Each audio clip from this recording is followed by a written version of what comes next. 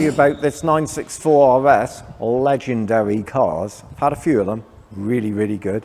This one's Murano Green. Now it'll be the only one you've ever seen in Murano Green. This was a period colour, ultra rare.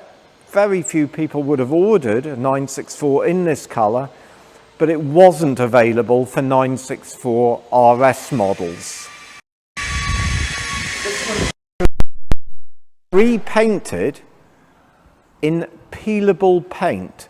So one day, should you want to go back to the original colour, the undercoat is actually able to with the colour. It's the same paint, however, underneath would reveal the original colour. Lots of things that I like about this car, a lot that you can see and some that you can't see. So these cars would have originally had a Bilstein suspension, and this one still has its original Bilstein, but they come in a box. In its place, a more sophisticated adjustable KW setup means it's nicer on the road, and if you do head for the track, it actually works better as well. What you're looking at there is also magnesium wheels, and they're original magnesium wheels, and you can see the markings on them, magnesium, okay? Very valuable wheel, specific to a 964 RS. Beautiful looking car.